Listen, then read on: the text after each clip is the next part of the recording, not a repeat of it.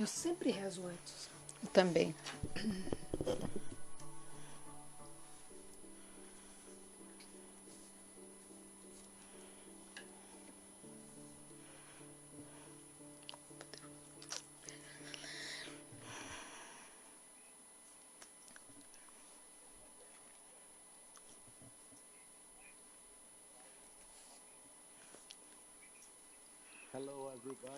Boa noite a todos. Muito bem-vindos ao nosso webinar. A transmissão ocorrerá em dois meios separados, um em inglês e um outro em português. Queiram selecionar a opção de preferência e a transmissão original será em inglês. Estamos felizes de organizar este debate esta noite sobre Stop Hate for Profit, uma campanha que foi lançada nos Estados Unidos, liderada pela ADL e a NACCP e outras sociedades civis organizadas. Temos o prazer de ter conosco, uma grande honra, de ter Jonathan Greenblatt, o CEO da ADL, Jamila Ribeiro, mestre em filosofia, e Patrícia Campos Melo, uma conhecida jornalista. São três instituições que hoje promovem o evento. A CONIB, Confederação Israelita do Brasil, que é a organização guarda-chuva da comunidade judaica brasileira. Fundada em 1948, lidera e representa politicamente a comunidade judaica do Brasil face ao executivo, legislativo e judiciário, e também com as universidades e outras organizações da sociedade civil, comunidades judaicas e organizações mundo afora. A CONIB mantém um diálogo permanente com as mencionadas instituições públicas e privadas e participa de fóruns e debates. Fundada em 2016, o IB, Instituto Brasil-Israel, tem o objetivo de lidar com a complexidade de assuntos que envolvem o Estado de Israel e o Oriente Médio.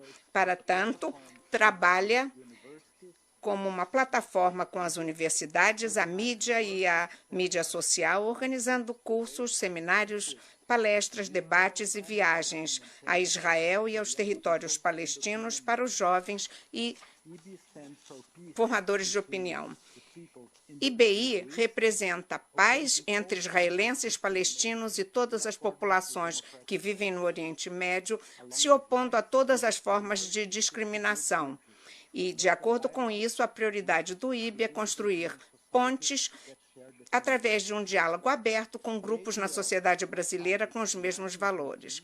A Liga Antidifamação foi fundada em 1916 para responder à intolerância e ao racismo. É uma instituição secular que trata de garantir justiça e tratamento humanitário para todos. Hoje continua a lutar contra todas as formas de racismo e é um líder global em fornecer educação anti-preconceitos.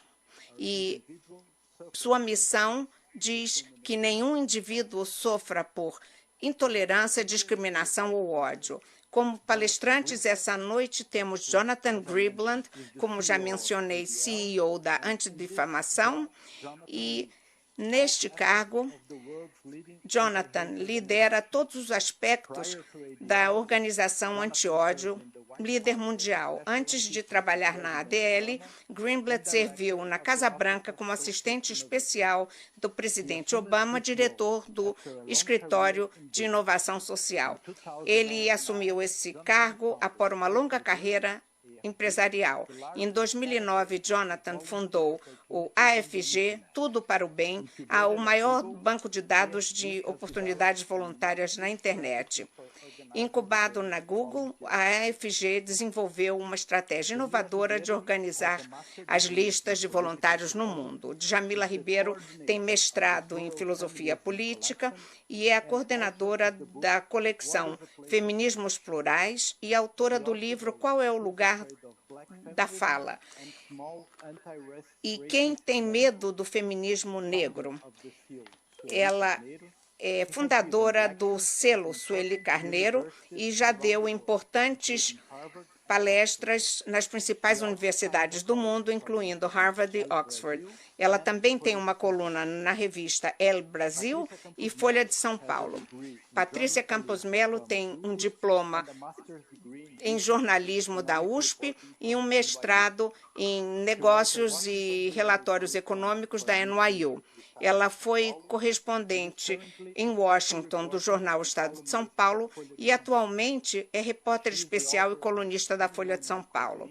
Ela é autora do livro Lua de Mel em Kobane e A Máquina do Ódio, ambos publicados pela Companhia das Letras. Ela já recebeu vários prêmios, como o Prêmio de Jornalismo Digital do Rei da Espanha, em 2018, e o Diploma de Liberdade Internacional na Mídia, em 2019, oferecido pelo Comitê de Proteção aos Jornalistas.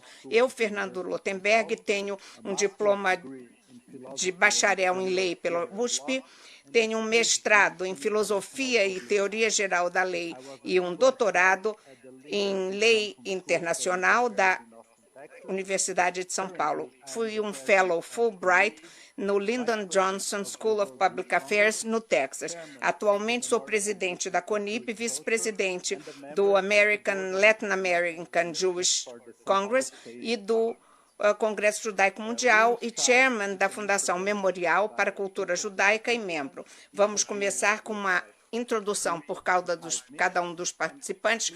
Cada um terá de 3 a 5 minutos. E Jonathan, muito obrigado, Fernando. É um prazer estar aqui com você, com Jamila, Patrícia, e falar um pouco de intimidação e ódio, e especialmente o que vemos acontecer na internet. Sei que os meus colegas analistas têm visto as campanhas direcionadas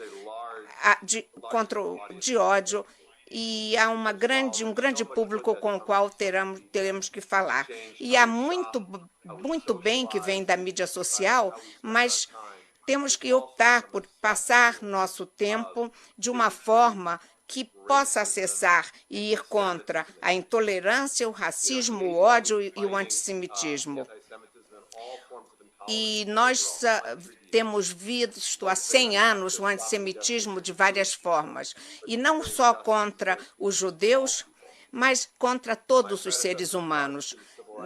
Meus antecessores que marcharam na massa de direitos civis nos Estados Unidos e os meus antecessores também lutaram em prol da qualidade de justiça nos Estados Unidos para deter a violência contra mulheres e qualquer tipo de conversa tóxica na internet.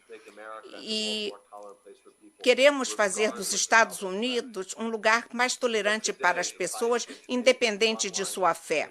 Mas, hoje em dia, estamos tratando especificamente do Facebook na mídia social. Vemos tendências de intimidação e ódio online e de uma forma mais extensa e violenta do que jamais imagináramos. E quando, em 2017, eles abriram seu centro no Vale do Silício, nós fomos os primeiros a ter uma presença judaica lá. E colocamos a sociedade civil no meio da inovação, porque nós queremos lutar contra o ódio em todas as suas faces. E as pessoas no Vale do Silício, que são veteranos do setor, são engenheiros de software, e nós tentamos ver como engajar-nos com as empresas Google, Facebook, Reddit, Amazon. Tantas dessas empresas que construíram plataformas robustas, e nós sentimos que temos que engajá-las no tipo de inovação que possa causar impacto. Então, a nossa primeira abordagem na antidifamação é parcerias. Queremos mitigar o fato dos vídeos de ódio. Estamos trabalhando com a Reddit para monitorar tudo isso em seu sistema e compartilham os dados com ele. Com a Google temos uma parceria de usar a inteligência artificial para interromper essas mensagens negativas. Então, tentamos engajar com todos eles. Número 2, temos uma área de pesquisa e desenvolvimento, temos cientistas de dados, engenheiros de software e outros especialistas na equipe da ADL. Tentamos, de todas as formas, entender como o ensino pelas máquinas pode ajudar nesse sentido. Temos que conhecer todas as tendências modernas e estamos tentando cuidar de lidar com todos os tópicos muito interessantes. E também temos uma política. Será que isso é papel do governo de regulamentar tudo isso? Sobre tudo isso, se reduz ao nosso engajamento com o Facebook, que é a maior plataforma de mídia social do planeta. Eles têm 3 bilhões de usuários em todo o mundo. E a companhia tem apenas 16 anos de idade. Ano passado, eles tiveram 70 bilhões de dólares de receita. E o nosso programa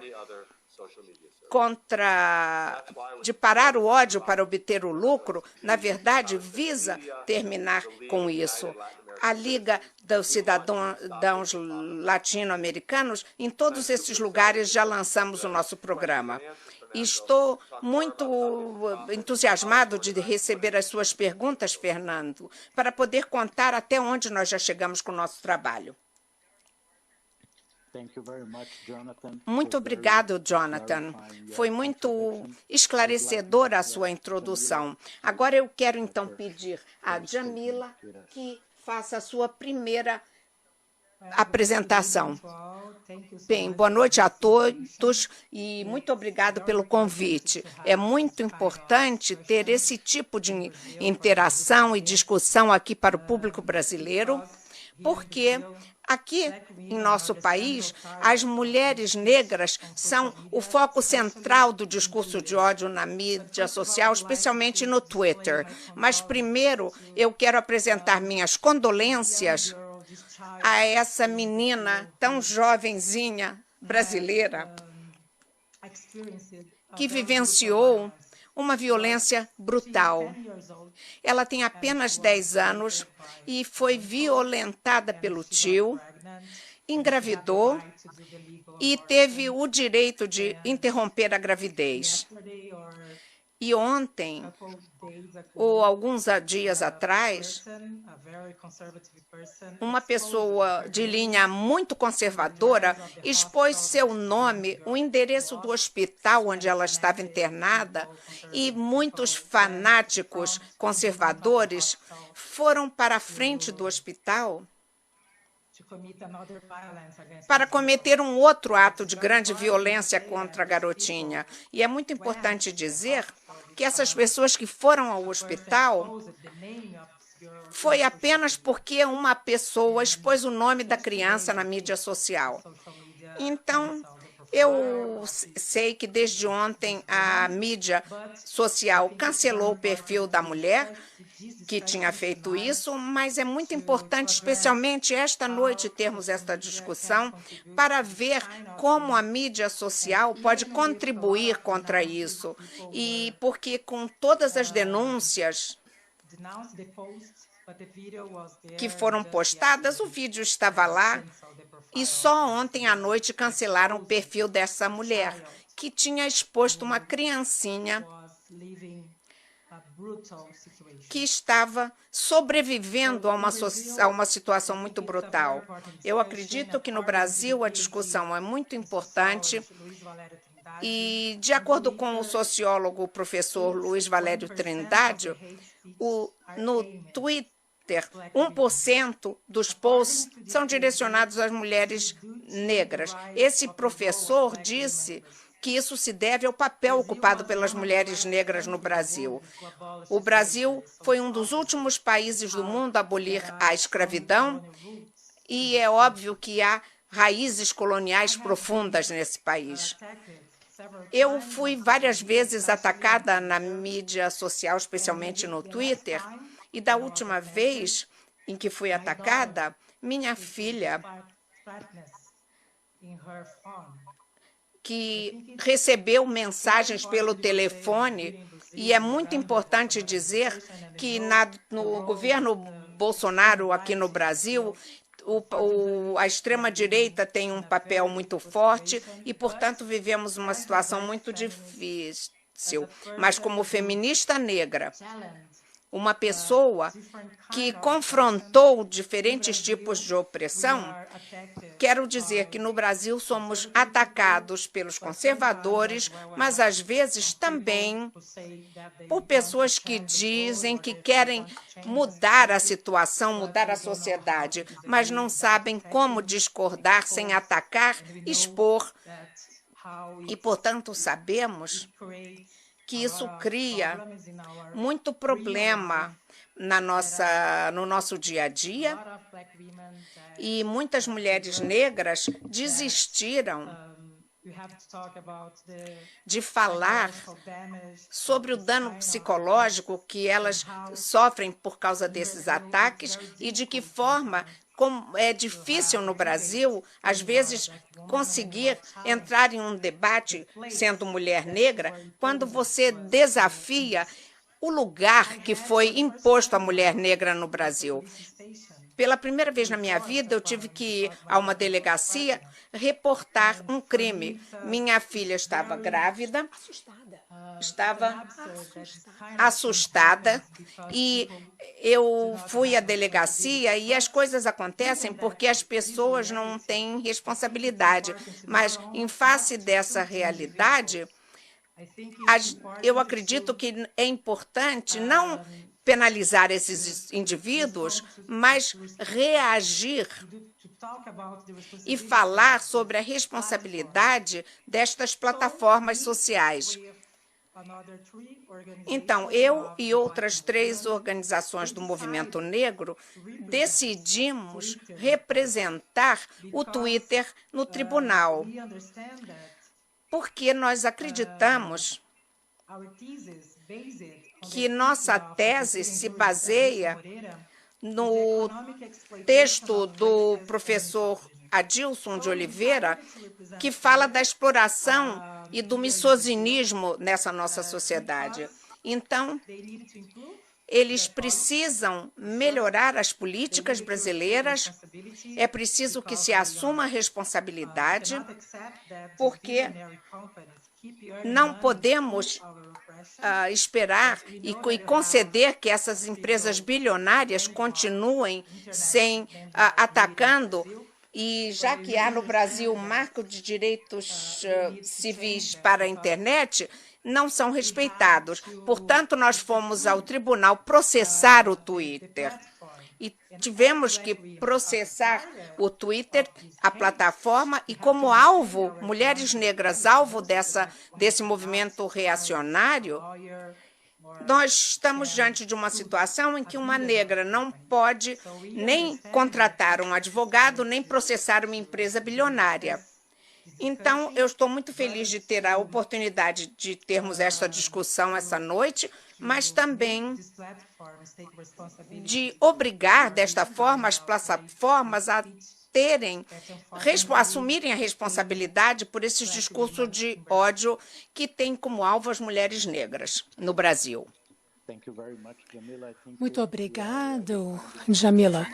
Eu acho que já estamos encontrando alguns aspectos comuns aqui, em diferentes perspectivas, com diferentes instrumentos, mas enfrentando essa realidade do poder das redes sociais. Patrícia, você gostaria de compartilhar conosco suas ideias iniciais? Muitíssimo obrigada por me convidarem. Para mim é uma enorme honra compartilhar esse webinar com você, Fernando, com você, Jonathan, e com você, Jamila. Eu vou falar do ponto de vista de um jornalista, uma jornalista no Brasil, mas isso se aplica a várias outras nações. Nós sabemos que as redes sociais agora são utilizadas como um meio de silenciar políticos de oposição, a mídia e membros de minorias, como mulheres negras, principalmente. Nós temos testemunhado uma agressividade crescente. Campanhas de linchamento virtuais, como nós as chamamos no Brasil.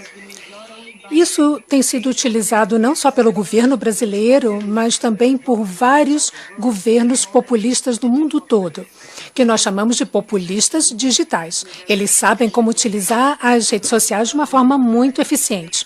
Então, por um lado, eles estão inundando as redes sociais com narrativas que eles querem transmitir e criar. Basicamente, uma desinformação. Estão inundando as redes sociais com WhatsApp, Facebook, Twitter, inundando essas mídias sociais com versões que eles querem disseminar. E, por outro lado, para que essa estratégia funcione, você tem que deslegitimar a mídia e os políticos de oposição. É assim que se elimina as verificações que se pode ser feita num governo totalitário. No Brasil, as mulheres jornalistas têm sido alvo de políticos. Nós chamamos isso da máquina do ódio. Não é um ou outro político, é quase que um ecossistema. Blogs extremistas, influenciadores extremistas na internet, políticos extremistas e até gabinetes ligados diretamente ao governo brasileiro. Eles utilizam, digamos, essa máquina do ódio com dois propósitos. O primeiro, tentar intimidar alguns veículos de notícias e jornalistas que vêm fazendo investigações. Por outro lado, utilizam também para desviar a atenção de notícias negativas. Por exemplo, o governo federal, desde o final de abril, não está publicando os números de pessoas que morreram por Covid-19. Só publicam dados sobre as pessoas que sobreviveram à doença. Então, se você só pega as informações dos veículos de imprensa do governo ou de blogs do governo, você de fato não tem uma verdadeira dimensão da tragédia que nós estamos vivendo, a tragédia sanitária que estamos vivendo no Brasil. Então, essas duas coisas. Tentar intimidar jornalistas específicos, ativistas específicos online e tentar inundar as redes sociais só com notícias positivas ou desinformação. Essas são as duas partes dessa estratégia de comunicação que está sendo utilizada no Brasil e em vários outros países também. Nos Estados Unidos, nas Filipinas, na Hungria, por Viktor Orbán. É a mesma abordagem no mundo todo, é uma nova geração. Essa tentativa de intimidar jornalistas funciona como uma nova forma de censura. As democracias não morrem como costumavam morrer há 20 anos com um golpe militar, mas nós temos a erosão da democracia dentro de um sistema democrático. A censura também mudou. Nós não temos mais uma pessoa na redação dizendo você não pode publicar isso, você tem que publicar aquilo. Não. Agora você inunda as redes sociais com qualquer mensagem que você queira passar. E, ao mesmo tempo, você começa a atacar principalmente mulheres jornalistas, tentando intimidá-las. Sempre que somos atacadas online, normalmente não é uma crítica construtiva dizendo, ok, a sua reportagem foi errada, tem um erro. Porque esse tipo de crítica é bem-vinda. Nós podemos corrigir nossos erros. Mas o tipo de ataque que mulheres jornalistas, mulheres políticas estão sofrendo é sempre com uma conotação misógina.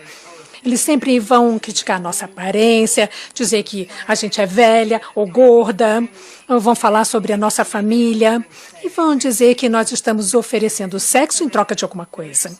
Então, isso tem sido sistemático no Brasil, essas campanhas de intimidação. Eu sou apenas uma de várias que têm vivenciado isso. A própria Djamila já mencionou isso também. Então, de alguma forma, as plataformas de internet têm que ser responsabilizadas por isso, de alguma maneira. Eu entendo que elas não querem ser consideradas publishers e apenas distribuidoras de conteúdo, e esse é o cerne do problema. Nós não queremos que elas sejam responsáveis pelo discurso ou conteúdo de outrem, mas a forma como a desinformação e as campanhas de intimidação estão disseminadas nas redes sociais, tem que haver algum tipo de responsabilização, prestação de contas por regulamentação ou por campanhas como Stop Hate for Profit, colocando uma pressão econômica sobre essas plataformas. Bem, é parte do que eu gostaria de debater aqui e eu posso continuar mais adiante com as perguntas. Muito obrigado, Patrícia. Eu agora gostaria de passar para a segunda fase. Vou fazer perguntas a cada um de vocês. Vou começar com o nosso convidado internacional, Jonathan. Jonathan, você poderia nos falar um pouquinho sobre como é que o movimento Stop Hate for Profit começou? Quem são os principais atores nessa campanha? Quais foram as primeiras companhias americanas a apoiarem, a se juntarem a esse movimento? E será que esse movimento, de alguma forma, é influenciado pelo clima político atual na sociedade americana, já que nos Estados Unidos estamos às vésperas de um processo eleitoral? E como é que você também fez a articulação com o Color of Change e com o NAACP para fortalecer essa luta? Bom, obrigado pelas perguntas, Fernando. Eu só gostaria de dizer que eu admiro muito a coragem da Patrícia e da Djamila e da sua filha também, Djamila. A experiência que vocês tiveram realmente é até um pouco assustadora. Então, ver a coragem de vocês é inspirador. Eu tenho muito orgulho de compartilhar esse fórum com vocês hoje. A campanha Stop Hate for Profit nasceu da frustração da ADL e de outras organizações sem fins lucrativos, porque achamos que o Facebook não agiu o suficiente, de forma rápida o suficiente, forte o suficiente para lidar com o ódio em sua plataforma. Eles não fizeram a inovação, não dedicaram inovação, talento e recursos para reduzir esse ódio da forma como usam para construir uma plataforma sofisticadíssima de publicidade. Se eles aplicassem um pouquinho dessa energia para resolver esse problema, ele já teria sido solucionado. Então, fomos inspirados a criar isso após a morte, o assassinato de George Floyd nos Estados Unidos, um negro que foi morto pela polícia. Foi um crime grotesco. E isso levou uma série de protestos nos Estados Unidos, em todas as grandes cidades, principalmente em Minneapolis. E ainda assim, no Facebook, nós vemos supremacistas brancos, extremistas violentos, coordenando em plena luz do dia como é que eles iam subverter essas manifestações pacíficas, como é que eles iam causar confusão, violência nas ruas. E disfarçados como manifestantes. Então, isso nos levou a contactar o Facebook para mostrar esse grupo. Nós, na DL, acompanhamos esses extremistas, nós os monitoramos já há muito tempo e trouxemos isso à atenção do Facebook, eles não fizeram nada. Então, no final, dissemos, já chega. Então, nós falamos com a NAACP e com a Color of Change, instituições sem fins lucrativos que fazem o advocacy de comunidades negras. Também falamos com o Centro Hispânico e com a Liga de Cidadãos Latino-Americanos, que são focados em proteger os cidadãos latinos e hispânicos, incluindo descendentes de brasileiros. Também falamos com a mídia, Common Sense Media, que se concentra em advocacy da defesa da criança, e também o Free Press in Mozilla, que se concentra principalmente numa imprensa livre online. Todos juntos formamos essa coalizão Stop Hate for Profit. E nós inicialmente falamos para os anunciantes, pausem os seus anúncios por 30 dias no Facebook. Simples assim. Então, nós queríamos que fosse fácil para as empresas abraçarem essa causa. Então, nós dissemos, vocês estão dando dólares para o Facebook e isso está subsidiando o ódio. Demos exemplo, olha, os seus anúncios no Facebook são publicados do lado de conteúdo antissemita, racismo, memes racistas, teorias da conspiração cheias de ódio. Então, pedimos, pausem por 30 dias. Começamos a campanha. Então, para responder a sua pergunta, depois que nós anunciamos isso, algumas empresas bem conhecidas nos Estados Unidos, como a North Face, se juntaram a isso. A Ben Jerry's, Magnolia Pictures, todas começaram a abraçar essa causa.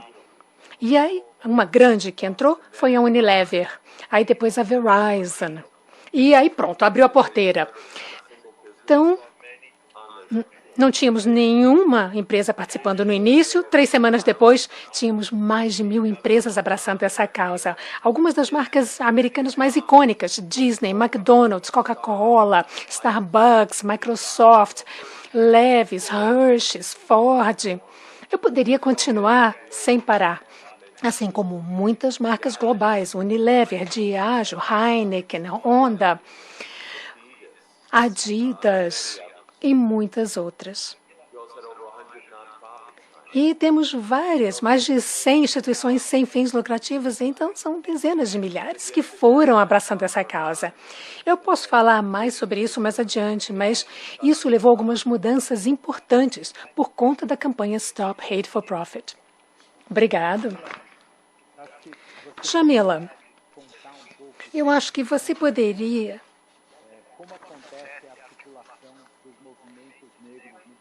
Jamila, I think you could tell us a little about the black movements in Brazil, who the main players are. Como ancestralidade, cultura, identidade, ou seja, quem defende o negro no Brasil? Conta para quem não conhece.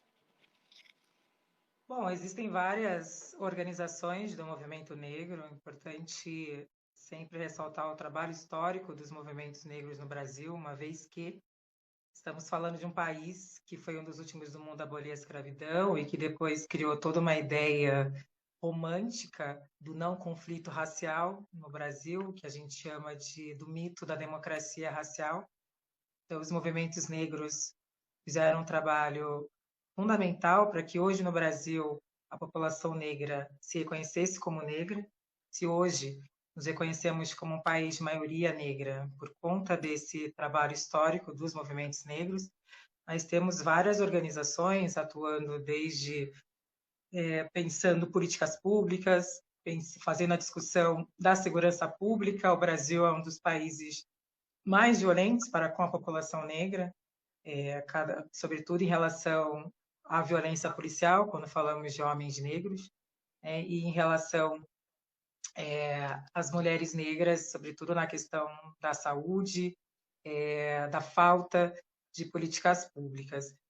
Então, acho importante entender esses trabalhos, combater essa visão, né, de um país passivo, de um país que não tem uma militância. Importante também falar dos trabalhos das comunidades de terreiro, das religiões de matriz africana, que historicamente vem fazendo um papel fundamental no Brasil.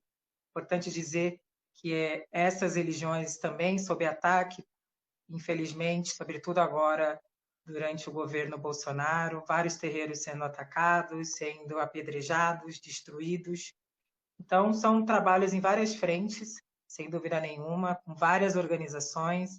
Atualmente temos coalizões negras formadas, sobretudo pautando essa questão da criminalização das periferias, da política de drogas no Brasil, e as organizações feministas negras fazendo esse trabalho fundamental de trabalhar pela perspectiva sempre interseccional de raça, classe e gênero, num país em que, infelizmente, a população negra é a que mais sofre com a violação de direitos humanos. Tá ótimo, muito obrigado. Vamos passar para a Patrícia agora. Vamos voltar para o inglês. Patrícia, what does character assassination mean? Patrícia, o que significa assassinato de caráter? Eu gostaria que você falasse um pouquinho mais sobre isso. Com base na sua experiência, qual é a importância de termos um código de ética para autorregular a circulação de informação e conhecimento nas redes sociais? Por exemplo, você acredita que o nosso Marco Civil para a Internet, a atual legislação brasileira, seria suficiente para lidar com esses desafios de notícias falsas e discursos de ódio? Como você tem uma experiência internacional, o que você já viu em outras partes do mundo que poderia ser um bom exemplo para nós? Eu devo responder em inglês? Sim. Eu vou começar com a segunda parte.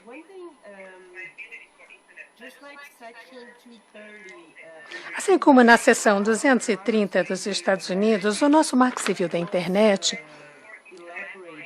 foi elaborado, foi criado numa era diferente das plataformas de internet. Na época, era essencial não termos a responsabilização das plataformas online por conteúdo gerado por outras pessoas, pelos usuários dessas plataformas. Então, isso foi essencial para a internet crescer e para as redes sociais crescerem naquela época. Agora, temos uma série de especialistas tentando repensar esse modelo, porque remover qualquer tipo de responsabilização das plataformas da internet cria os incentivos errados para elas. Você só tem o incentivo de engajamento, com qualquer que seja o conteúdo. Se gerar engajamento, tudo bem, gera lucro. Então, nesse momento do desenvolvimento das plataformas e das redes sociais, nós temos que pensar na razão por trás da seção 230 do Marco Civil da Internet, que basicamente permitiu que as plataformas crescessem e prosperassem. Só que agora, os incentivos para essas empresas são perversos. Eu acho que a autorregulação é importante. Isso já foi feito na Alemanha, por exemplo. E a nossa lei, que agora está sendo debatida no Congresso, incorpora parte da legislação alemã, que é muito direcionada a esses discursos de ódio e a autorregulação. Mas eu acho que isso não vai ser suficiente. Eu acho que nós não temos nenhuma legislação bala de prata, uma autorregulamentação. Eu acho que tem que ser uma combinação de autorregulamentação, de pressão econômica, como a iniciativa SHFP, Stop Hate for Profit. Enfim, tudo isso combinado para que nós tenhamos algum resultado. Por enquanto, é uma terra de ninguém. Não tem responsabilização, prestação de contas e, principalmente, há redes profissionais de desinformação, há pessoas que financiam essa desinformação. E nós temos que seguir a trilha do dinheiro. Essas pessoas precisam ser responsabilizadas. As pessoas que fazem isso profissionalmente. Então, primeira parte da pergunta, o que é assassinato de caráter? Bom, eu acho que eu vou dar um exemplo para explicar isso. O que eles fizeram com o Felipe Neto há 3 semanas é o exemplo clássico de uma tentativa de assassinato de caráter. Em questão de poucas horas, eles inundaram as redes sociais com mensagens falsas que davam a ideia de que ele era um pedófilo. E ele é um youtuber famoso, né? Ele tem mais de 30 milhões de seguidores no canal de YouTube. Então, ele fez um vídeo muito crítico em relação a como o governo está lidando com a crise sanitária no Brasil. Uma semana depois disso, aconteceu esse assédio público online contra ele, basicamente dizendo que ele era um pedófilo. Ou um outro exemplo, o nosso ex-ministro da Justiça, Dr. Sérgio Moro, quando ele saiu do governo, com várias críticas ao governo, mostrando, inclusive, que ele achava que havia uma tentativa de interferência na Polícia Federal, ele foi transformado num comunista em 2 dias. E a coisa é muito rápida, porque é feita de uma forma profissional. Há redes que estão financiando essa operação maciça de assassinato de caráter. Isso aconteceu também com vários jornalistas. A Vera Magalhães já foi também alvo, a Miriam Leitão e vários ativistas negros, inclusive. Inclusive, eu fui alvo também. Em poucas horas já recebi todo tipo de memes pornográficos, ameaças de estupro, enfim, umas coisas mais loucas chegando na minha caixa de entrada. Infelizmente, isso vai continuar para sempre. Se alguém fizer uma busca no Google, eles vão encontrar memes, vídeos pornográficos com montagens com o meu rosto lá. E não tem como a gente voltar atrás. Alguém tem que ser responsabilizado por isso. Não há como apagar isso, porque isso estará lá para sempre. Então, eu quero dizer que o objetivo final da campanha de assassinato de caráter é silenciar a pessoa. E eu vejo que isso é eficaz. Isso não foi só comigo, mas vários ativistas e jornalistas. Estamos parando antes de ver, será que já fizeram? Será que vão me atacar de novo? Será que vão pôr uma foto da minha mãe fazendo algo reprovável? Então, é essa situação. É assim que nós estamos. Obrigado.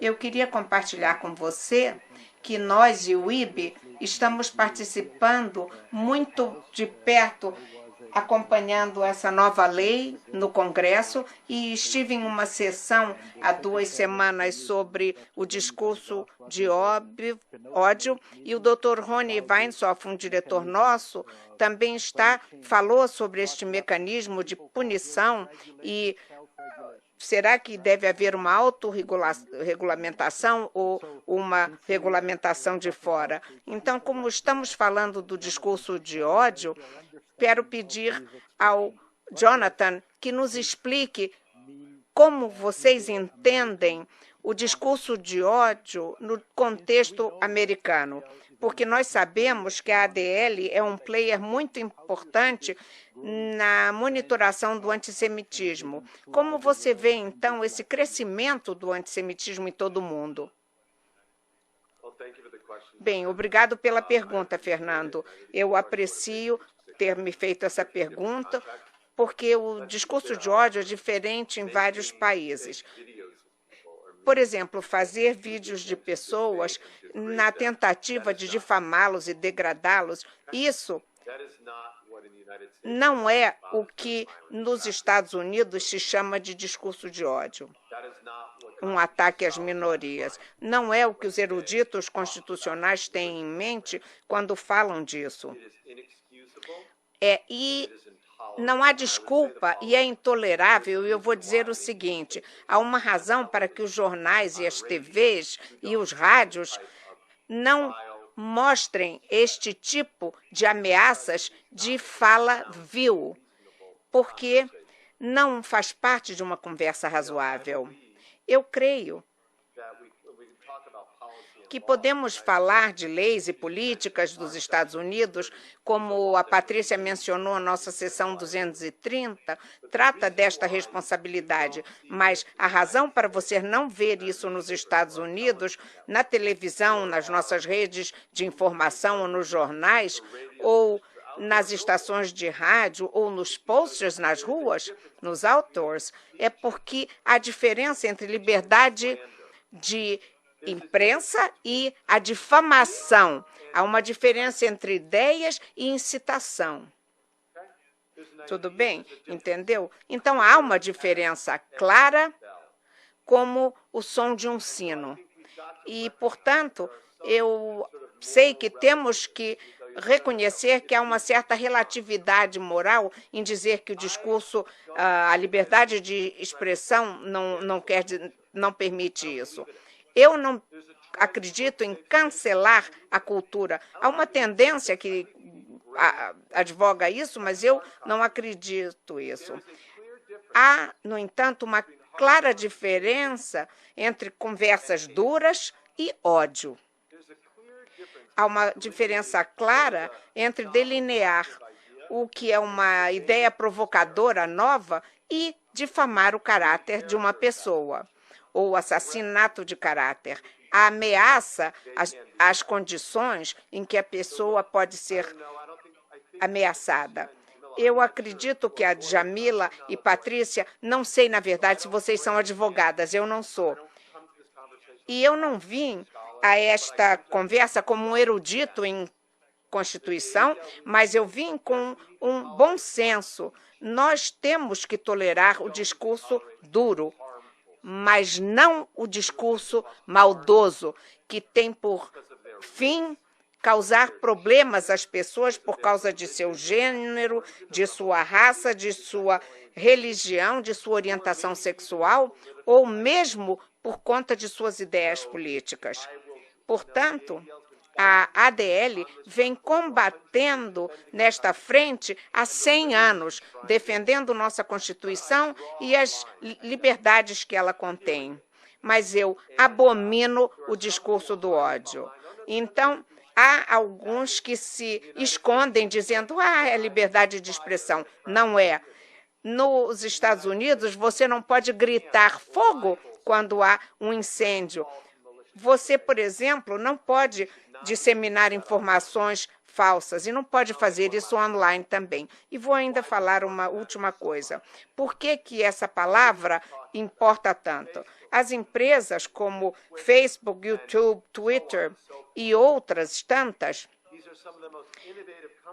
são das mais inovadoras empresas de todas as épocas, não só da nossa. São empresas que têm recursos e posições competitivas que são extraordinárias. E o que nós pedimos delas, a única coisa que pedimos respeitosamente é que usem parte de seus recursos, uma fração de sua capacidade inovadora, para tratar e abordar esse problema de uma vez por todas. E, por favor, não me digam que isso não pode ser solucionado. Não me digam que empresas como o Facebook, que hoje em dia tem mais membros do Facebook do que nos herdeiros da cristandade. Não me digam que o Facebook, que vai de cultura, geografia, a língua e fé, não me digam que o Facebook não pode tirar conteúdo que ameaça as pessoas. Não me diga que o Google não pode tirar de sua mecanismo de pesquisa tópicos como os que ameaçaram a Jamila e a sua família. E pessoas inteligentes não podem alegar isso, e eu não aceito isso. Muito obrigado.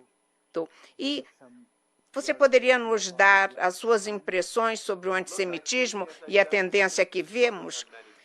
Eu acho que o antissemitismo é preocupante em várias frentes. Nos Estados Unidos, essa questão já existe de uma forma persistente, como parte persistente da condição humana.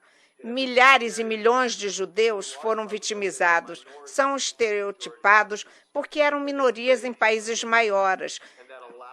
Rezavam de forma diferente e se vestiam diferente, eram pessoas identificáveis para serem marginalizadas.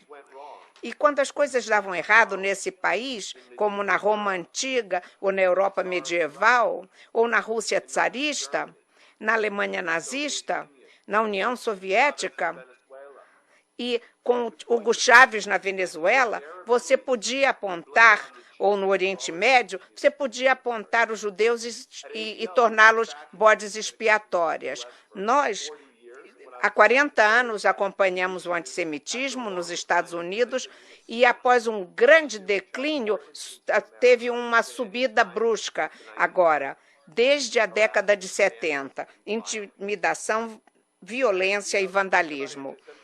E a questão do antissemitismo requer que nos lembremos de algo.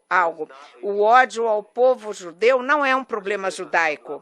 Claro que, de uma certa forma, porque ele nos ameaça, mas isso é histórico.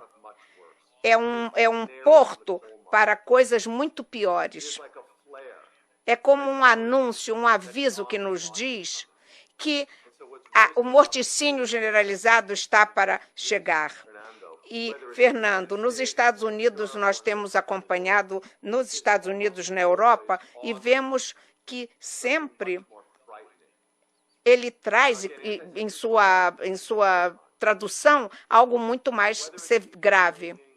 E as pessoas que alegam e fazem ataques aos judeus, ou atacam o Estado judeus, demonizando os judeus, deslegitimizando o povo judeu, nos acusando de double standard, de duas personalidades. E isso, na verdade, mostra que estamos vendo um problema que cresce e que a mídia social ajudou a esse crescimento exponencial. E se nós não segurarmos isso controlando, isso vai se espalhar não só para o povo judeu, mas para a sociedade toda.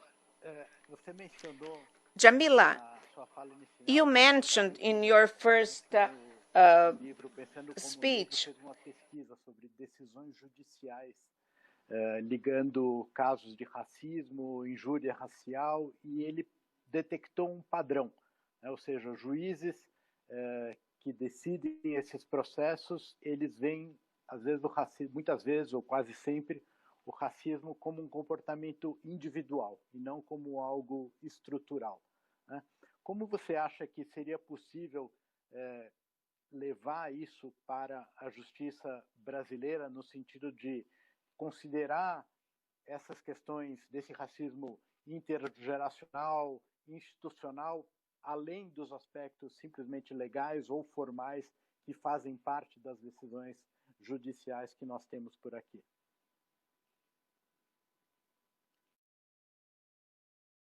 Adilson Moreira é um brilhante jurista que vem fazendo um debate fundamental sobre direito antidiscriminatório. E o Brasil, justamente quando eu falei, né, na fala anterior sobre a questão da negação do racismo, dificultou muito uma consciência sobre a questão racial no Brasil. De pensar o racismo como uma estrutura, que estrutura todas as relações sociais, e não meramente a questão do repúdio quando pessoas são agredidas. Claro que a gente tem que repudiar, mas entender os efeitos do racismo como uma estrutura, que a gente está no país de maioria negra e ter pouquíssimas pessoas negras ocupando lugares de destaque, entender quanto fomos alijados historicamente de oportunidades, quanto que o processo de pós-abolição no Brasil, em que não tivemos políticas de reparação, não existiram de fato, a inclusão da população negra no Brasil faz com que a gente ainda seja a maioria nas periferias, nas favelas, mulheres negras ainda não sejam a maioria no emprego doméstico. Então, é fundamental que a gente entenda essa realidade, rompa com essa visão romântica do Brasil, de um país que encarcera em massa a população negra e que a justiça, obviamente, não foi feita para atender os nossos direitos. Entender as formulações das teorias racistas biologizantes do século XIX, que não só foram teorias, mas também como teorias que organizaram a nossa sociedade. Então, é necessário no Brasil a gente fazer um debate sério sobre a origem social das desigualdades e entender o quanto que o racismo é essa estrutura que promove essas desigualdades. E justamente por isso, levando em consideração a estrutura racista, que nós estamos movendo essa representação contra o Twitter e não contra indivíduos em si, porque é nessa rede social que essas pessoas se sentem à vontade para cometer esse tipo de ataques, não só o Twitter, Facebook, YouTube, Google, né? YouTube, Google, mesma empresa, mas como no Brasil essas questões acontecem muito mais no Twitter, é justamente por isso que nós estamos representando a empresa e não indivíduos, porque a gente entende que ela faz parte dessa estrutura aqui no Brasil, Twitter Brasil, e que acaba explorando economicamente todos esses ataques. E nós somos atacadas, a grande maioria de mulheres negras, por conta que vivemos numa sociedade estruturalmente racista, estruturalmente machista, que nos confina a determinados lugares e se incomoda quando nós não estamos nesses lugares que são os lugares esperados. É justamente por isso que a Adilson Moreira é o advogado que encabeça essa representação, juntamente com o Jefferson Amadeus e o Pauliotti. E é importante dizer que não só sou eu representando o Twitter, também são mais 3 organizações do Movimento Negro, a União de Negros e Negras de São Paulo, a CONAC, a Coordenação Nacional das Comunidades Rurais Negras Quilombolas, e a MAIM, que é a Organização de Mulheres Negras da Bahia. Porque a gente entende que essa naturalização dessas violências no Brasil, racismo estrutural, aliada a essa ideia romântica de democracia racial, leva a uma naturalização dessas violências nas redes sociais. O Brasil é um país que naturalizou o racismo. O Adilson Moreira também autor de um outro livro brilhante chamado Racismo Recreativo, em que ele vai defender essa ideia de o quanto que o racismo ele é utilizado para reforçar estereótipos, manter a imagem negativa das pessoas negras, mas também para provocar o riso, quanto que humoristas no Brasil ganharam dinheiro durante muitos anos, explorando economicamente o racismo, a misoginia, a homofobia, e isso é naturalizado, é visto como é só uma piada. Mas isso é resultado dessa sociedade totalmente racista, que se negou a enfrentar esse racismo, inclusive a nomeá-lo durante muito tempo, e se não fosse fruto dos movimentos negros, dos intelectuais negros, para pressionar para que, de fato, a gente pudesse discutir esses temas no debate público, essa situação seria ainda muito mais complexa. Então, acho que é fundamental aproveitar que a gente está falando com um público também internacional, de romper com essa ideia desse país harmonioso, esse país cordial. Na verdade, o Brasil é um país extremamente violento para com a população negra, e é só a gente olhar as estatísticas, olhar os dados, mulheres negras são a base da pirâmide social nesse país, e é necessário que a gente faça, de fato, um debate aprofundado sobre essa questão no Brasil. Racismo, ao contrário do que o senso comum pensa, não é algo de pessoas ignorantes, foram pensadas essas teorias racistas por uma elite econômica e continua sendo validada por essa elite econômica. E, olhando para essa questão especificamente das redes sociais, não é à toa que a população negra em geral e mulheres negras em particular sejam as maiores vítimas desse tipo de ataques, muitas vezes disfarçados de brincadeiras, essas ridicularizações que eles fazem nas redes sociais, mas também ataques, sobretudo se somos ativistas num dos países que mais mata ativistas de direitos humanos, em que há um incômodo muito grande quando enfrentamos essas narrativas coloniais e saímos desses lugares que são impostos para nós. Tá ótimo, obrigado. Patrícia, nós já estamos encaminhando para o nosso final, infelizmente, mas queria te fazer uma última pergunta. It's about switching to English. Where does freedom of expression and hate end? Onde termina a liberdade de imprensa e onde começa o discurso de ódio? Hoje em dia se fala muito disso, você trata disso no seu livro. Eu queria saber se você concorda com o que o Jonathan disse em sua resposta, sem incorrer em censura? Sim. Obrigado, Fernando. Talvez o Jonathan e a Djamila estão melhor posicionados do que eu para falar sobre isso. Mas a gente não poder gritar fogo no teatro, em meio a um incêndio, ou não poder simplesmente criar outros meios e esperar que as pessoas, como a Djamila acabou de dizer, que os ativistas negros que expuseram informações, essa moça, aliás, que expôs as informações sobre a garotinha que tinha sofrido abuso, e as pessoas terem ido fazer campanha contra ela na porta do hospital, onde ela ia interromper a gravidez. Então, eu quero dizer, se você é insultado ou ofendido, e a crítica legítima é liberdade de expressão, mas expor os endereços e o nome de uma criança que sofreu isso, ou de outras situações similares, isso não é liberdade de impressão. Essas pessoas têm que ser responsabilizadas por isso. Djamila está trabalhando nesse sentido, eu também, e ver o que a gente pode fazer. Bem, estamos chegando. Isso está corretíssimo o que você disse, Patrícia. Em nenhum país, em nenhuma situação, isso pode ser considerado razoável. E eu acho que nenhum tribunal de justiça, muito menos o Tribunal da Opinião Pública, pode aceitar isso. É inadmissível ter como alvo uma criança de 10 anos nem de outra idade. Nós não poderíamos permitir que esses atores malevolentes possam confundir a conversa da população nessa hora em momento nenhum. E em nenhuma plataforma essa informação deveria ser publicada. Mas eu repito, as mídias de empresas, de mídia social, não poderiam promover essa atmosfera venenosa. Uma empresa... A mesma coisa deveria acontecer aqui. Eu pediria que vocês fizessem seus comentários finais de um minutinho. Vamos começar com a Patrícia para concluir. Seus comentários finais, Patrícia. Bem, eu só gostaria de agradecer muito pela oportunidade de ouvir o Jonathan e ouvir a Djamila em relação a como as minorias, religiões e gêneros minoritários também estão sendo os alvos mais frequentes.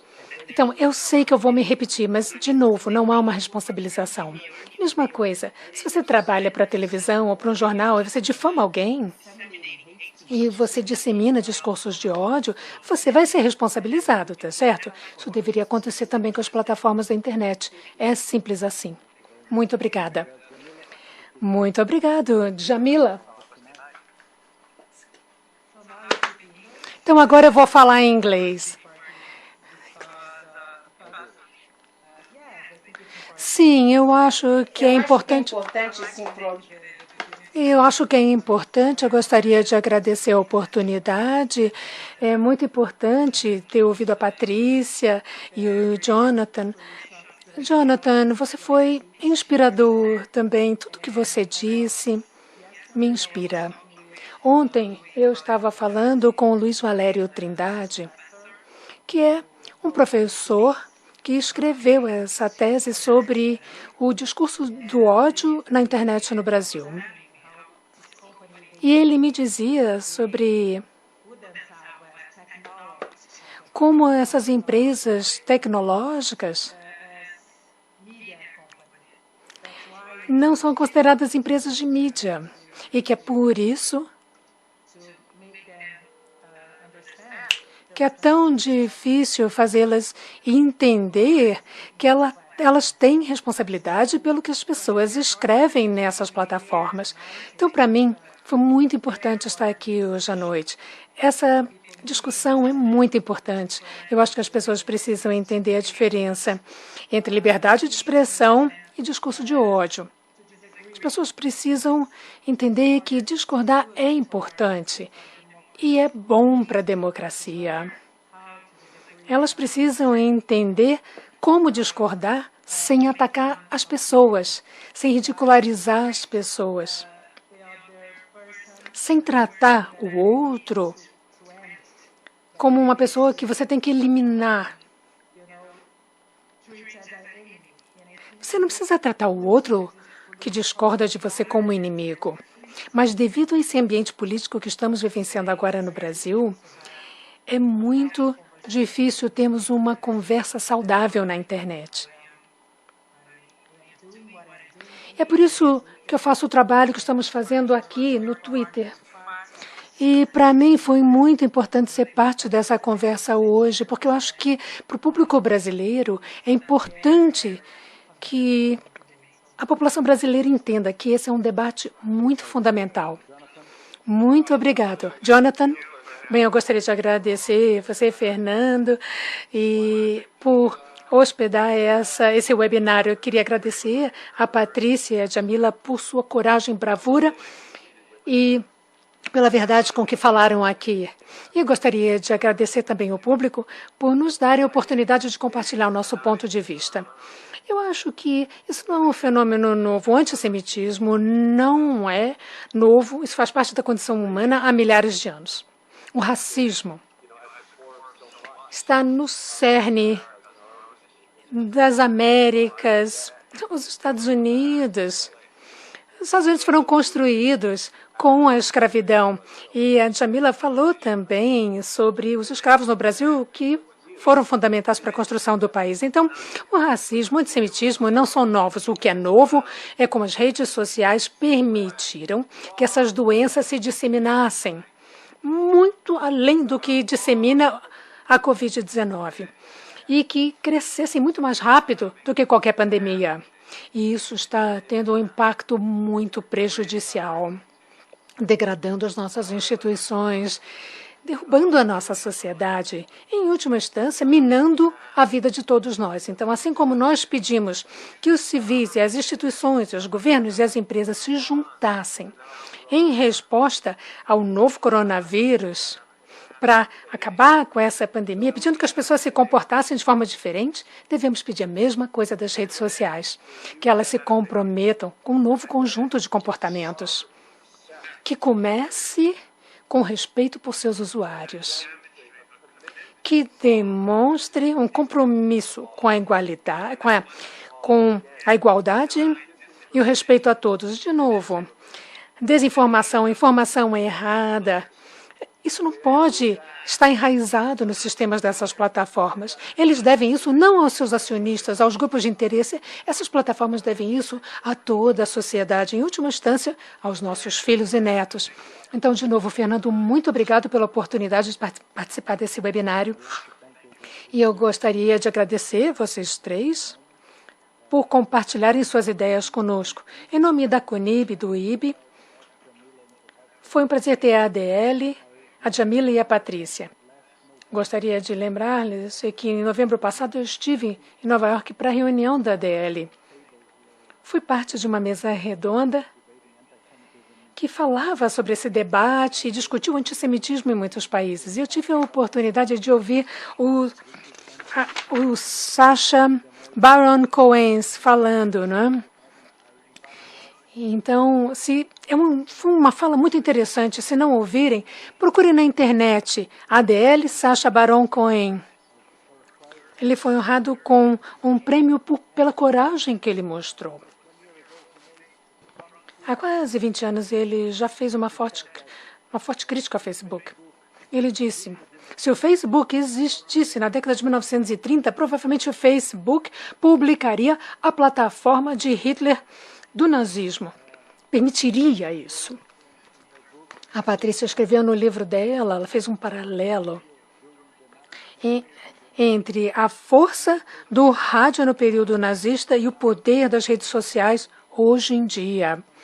Então, eu acho que nós saímos dessa sessão mais aptos, com mais conhecimento do que está acontecendo no Brasil, nos Estados Unidos e em outros países. Acho que podemos levar esse conhecimento conosco, podemos compartilhá-lo e falar sobre essa campanha do Stop Hate for Profit aqui no nosso país